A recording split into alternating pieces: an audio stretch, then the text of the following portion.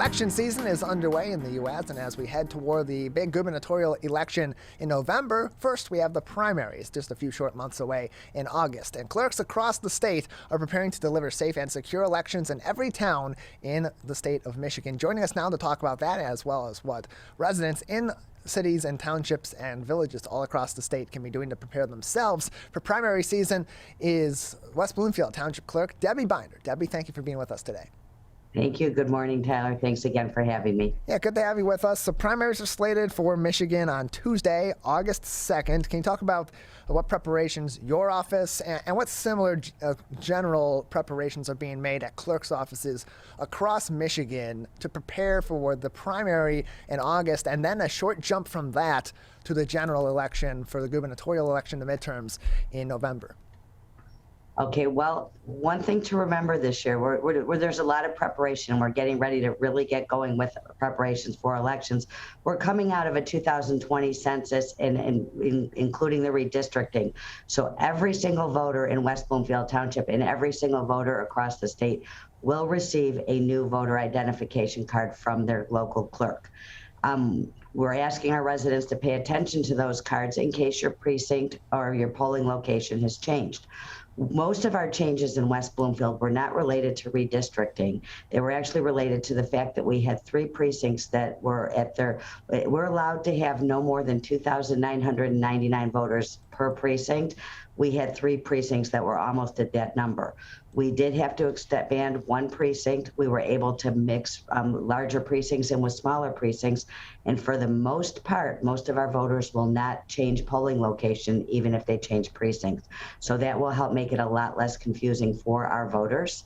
The voters that will have to change precinct are predominantly those that live on the west side of Town Hall that are precinct 15. They will switch to to vote at Temple Israel, but the rest of our changes will predominantly take place within their same polling location.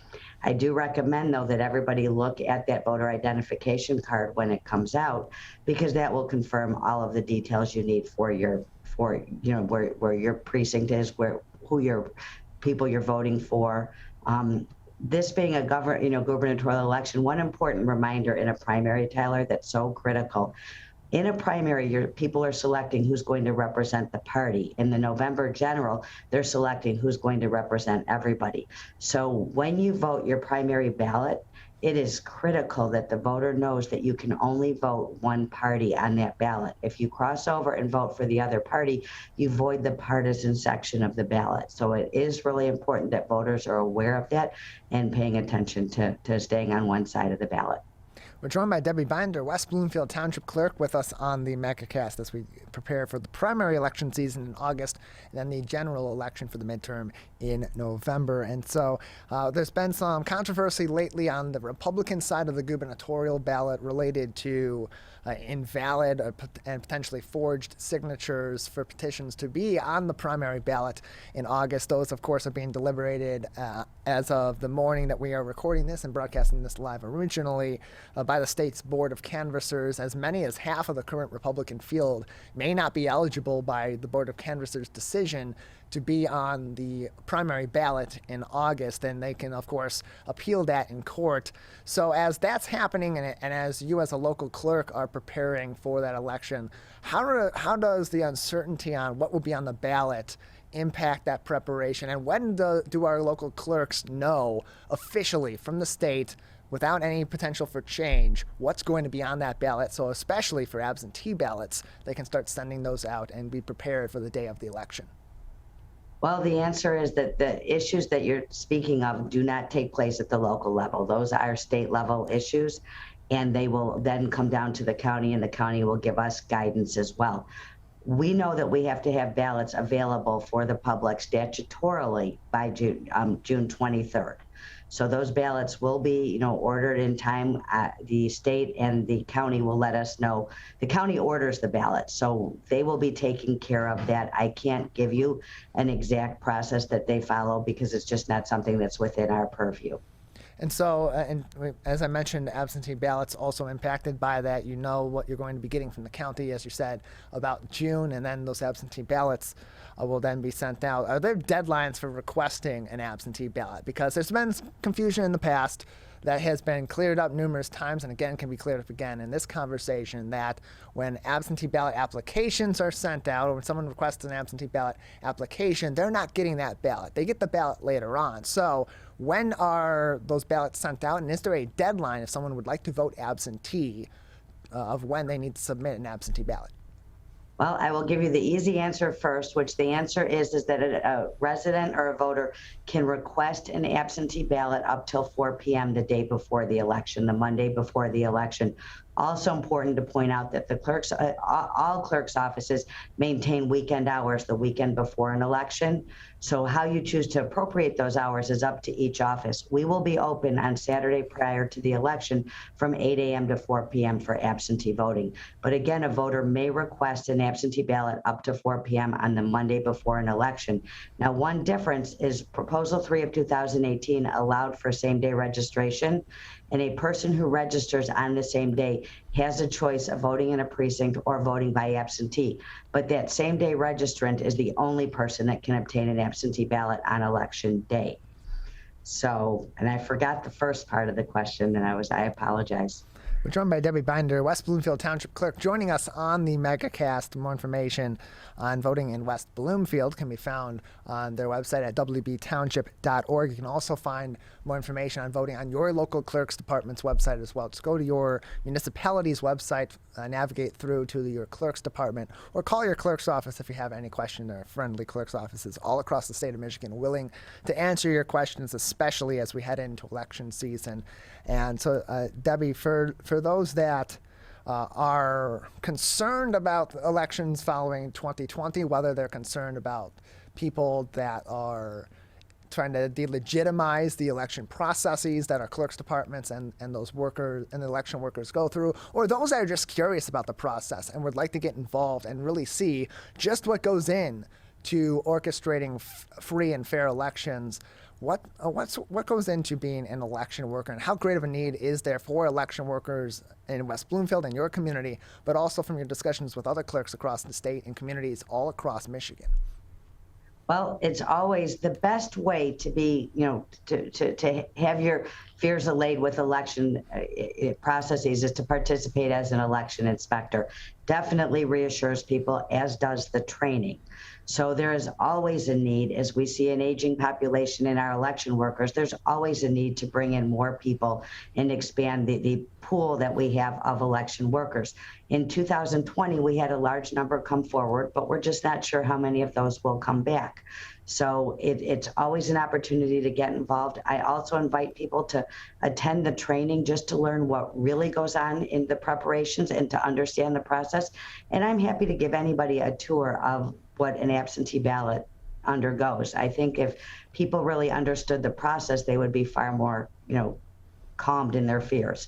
So I would make our office available to somebody who wants to arrange a tour, somebody who wants to attend a training. But the best way, really the best way to get involved and understand the process is to work as an election inspector. Almost every activity that takes place on election day involves people representing two different parties.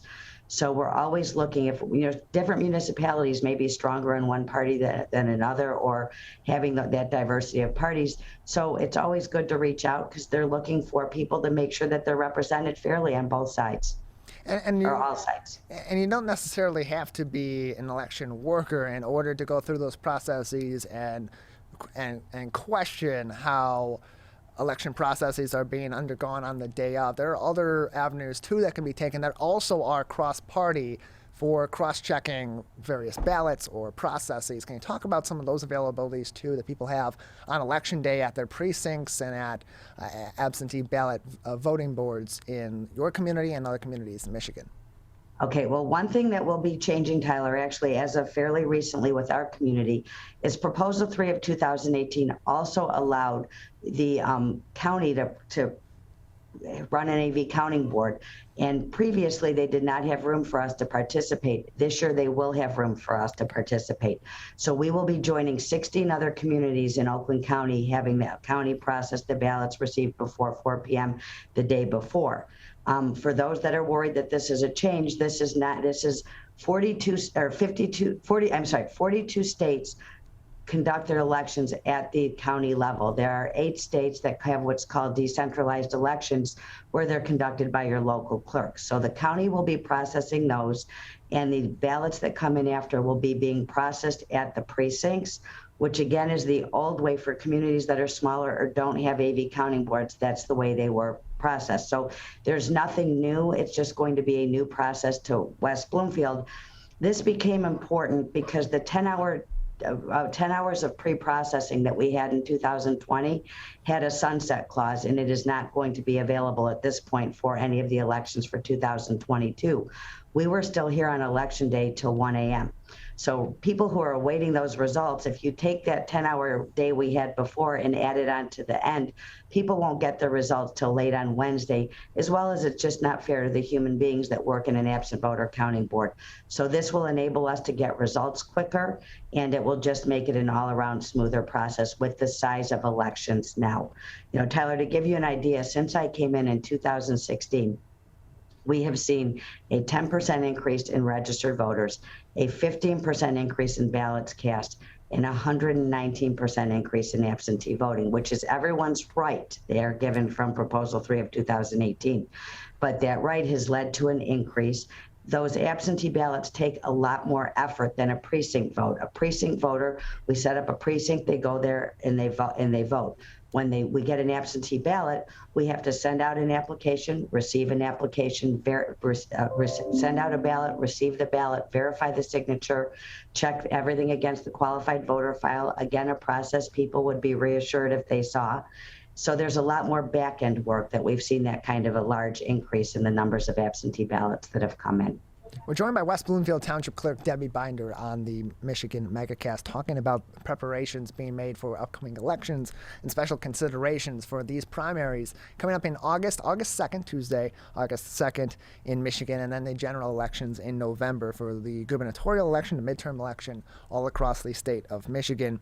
And so you mentioned earlier that often if there are disputes in a polling location or while the votes are being tallied on the local or county level, that those disputes are often worked out by people by individuals who affiliate with both parties. Take us through a scenario, a hypothetical scenario, or even a true story scenario from past elections of where a dispute has come up and how those are deliberated and ultimately resolved by members who are representatives of both parties on the day of elections.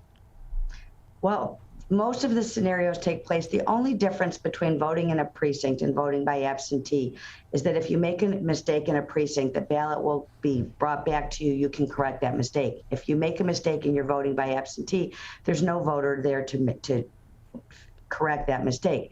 But we are not a voter intent state. That means that dual team is not deciding what the voter meant. It's looking at a ballot, and 2 parties would have to agree on that. You know, if sometimes there's a stray mark that's in one of the boxes that the machine will read as an overvote. Well, if 2 parties look at that ballot and they say, well, one's clearly a colored box and the other's just that they accidentally nicked it with their pen, that dual team is going to decide together that it's very clear that was just an erroneous mark that led to that overvote, and it's not a legitimate overvote.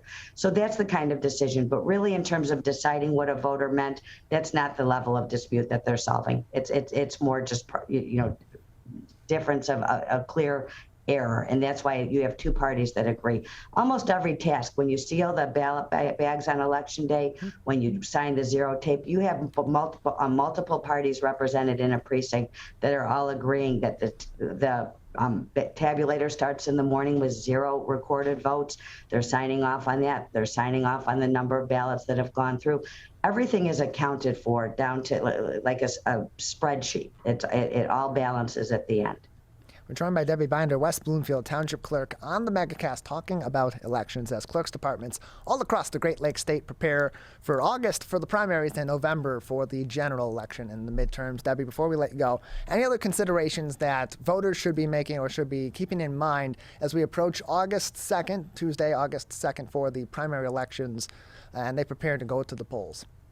Yeah, you know what, and I do remember this was something we were headed toward earlier, and I kind of veered off in the wrong direction. But when people request an absentee ballot, when you get that application, we don't automatically send a ballot unless we receive a signature verified application, and that's required for every election. The only time that would be different, it would be this year where you have a primary and a general. You will get a dual application where you can sign to receive a ballot for both elections. We also have a permanent absent voter application list, but what that list means is you will automatically get an application, not a ballot. And that's where we often have confusion. People think that if they're on that list, they automatically get a ballot. You will not get a ballot if we don't receive a signature verified application. So please keep that in mind, that we need one for every election or election cycle as a primary general. The only difference for that would be our overseas and military voters, who are allowed to fill out one application for the entire year. But everybody else must fill out one per election or per election cycle. So again, and another thing to remember, when you sign that application or you sign your ballot, we're comparing it against a signature that we have typically from your driver's license or your state ID. If there's a question and we have an alternate signature on file, that will also count. But make sure if there's any question, you contact the clerk's office to make sure we have an alternate signature. That's mostly our youth who are maturing their signatures. They take responsible jobs, or our elderly who may have health issues. So they just have to get a different signature on file that matches what, they're for that voter. Important things to think about. And another big important message for this election, Tyler, is going to be to prepare for delayed mail. We had that before, and the mail continues to be delayed. Plan ahead, allow yourself time to cure a deficiency. An example would be you forgot to sign your ballot. We're making every effort through election day of contacting that voter by, if we have an email or a phone number, we're calling, we're sending a letter. The more time you allow, if you forget something like to sign your ballot, we're able to contact you to come in and cure that deficiency, or the signature doesn't match. So plan ahead. I recommend using the drop boxes if you're able to not rely on the mail. And if you do have to rely on the mail, which many of our our college students that are away at school have to, plan ahead and mail early. Don't wait until last minute. I can't stress that enough. It is so important to make sure that you're turning that ballot in as soon as possible.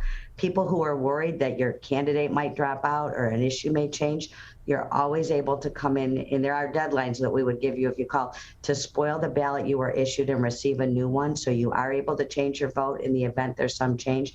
But it's important to remember, don't wait till last minute. Allow time to cure any deficiency, as well as that ballot to get to us, and make sure that you are protecting your vote as much as we are protecting your vote. Debbie, thank you very much for joining us. Thank you.